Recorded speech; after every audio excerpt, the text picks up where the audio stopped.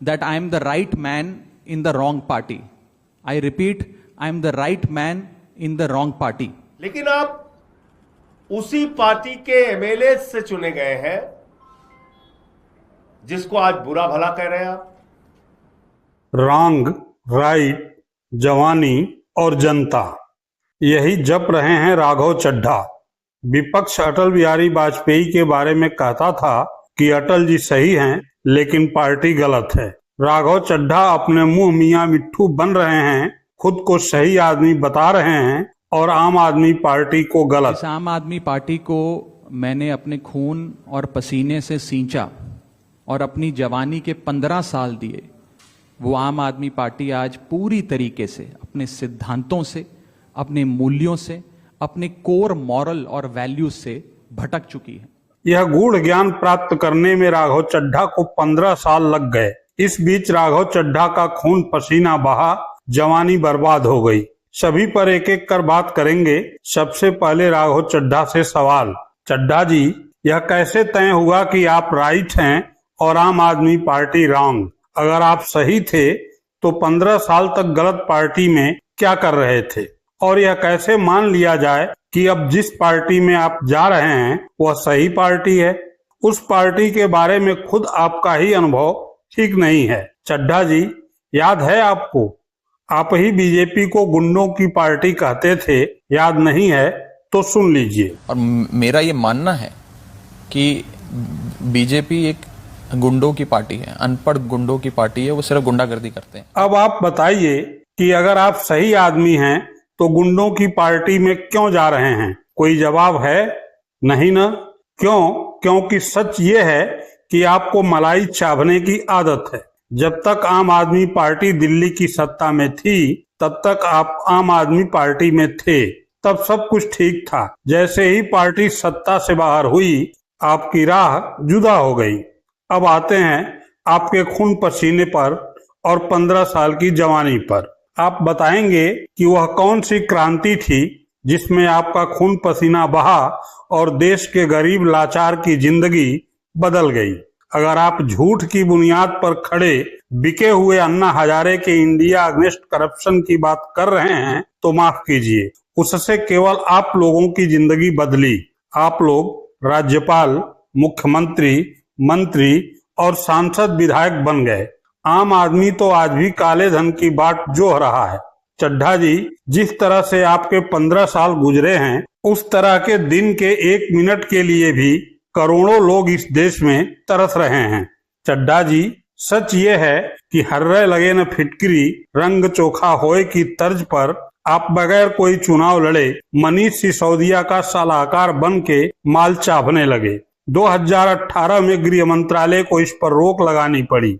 फिर केजरीवाल ने आपको 2019 के चुनाव में सांसद का टिकट दिया। आप चुनाव हार गए।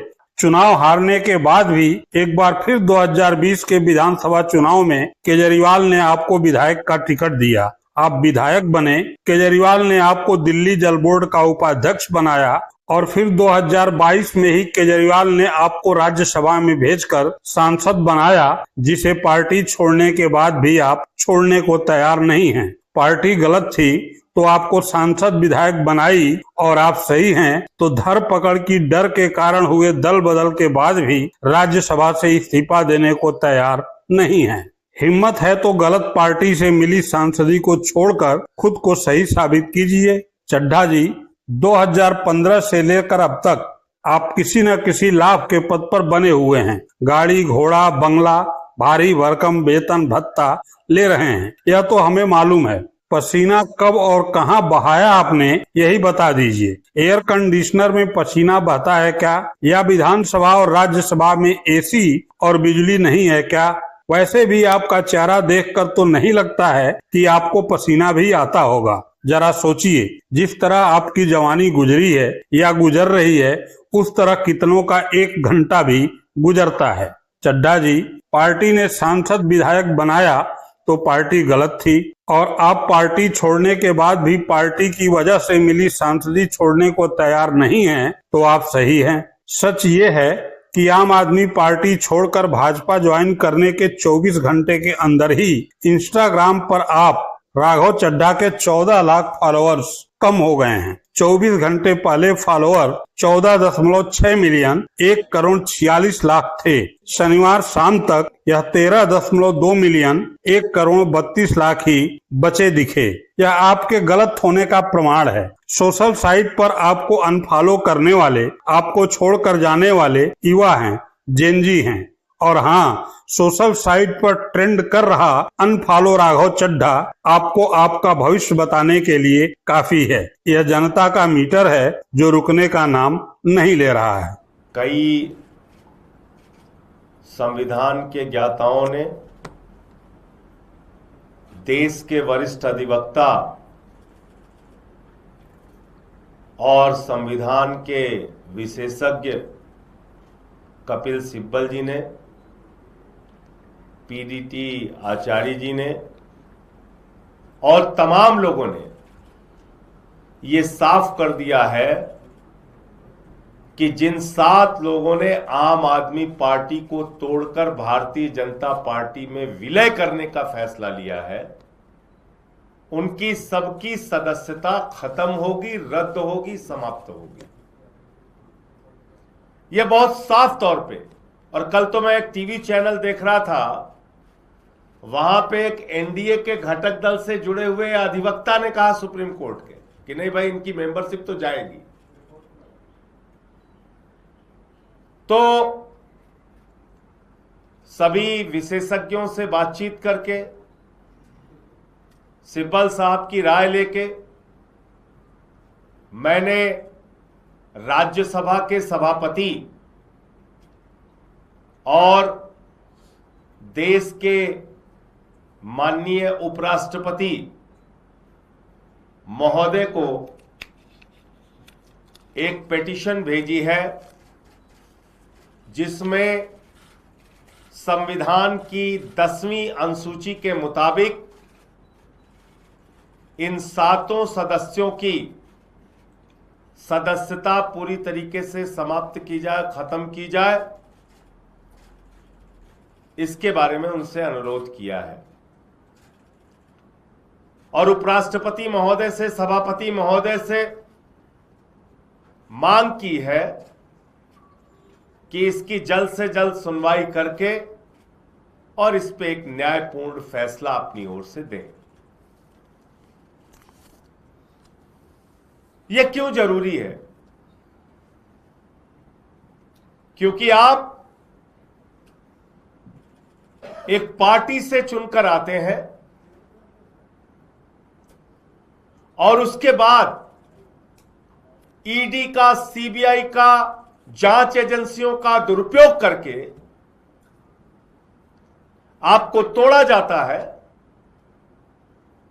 और भारतीय जनता पार्टी जो इस खेल में माहिर है, वो आपको अपने में मिला लेती है। ये लोकतंत्र के साथ भी धोखा है, पंजाब के लोगों के साथ भी धोखा और गद्दारी है, और साथ ही साथ देश के संविधान के साथ भी एक धोखा है और उसका मजाक उड़ाने की कार्रवाई है। अगर आप एक दल से चुने गए हैं और आपको कोई मतभेद है, आप इस्तीफा दीजिए उस दल से और जाइए जहां आपका मत बनता हो। लेकिन आप उसी पार्टी के एमएलए से चुने गए हैं जिसको आज बुरा भला कह रहे हैं आप।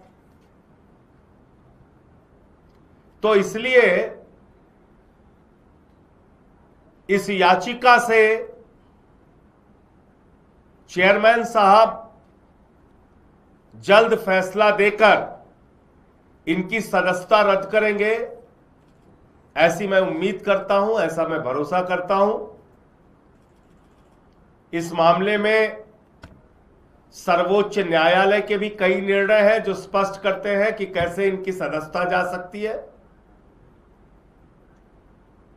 और संविधान की 10वीं अनुसूची में भी साफ तौर पे लिखा गया है कि इस प्रकार की किसी भी तोड़फोड़ की इजाजत भारत का संविधान नहीं देता है।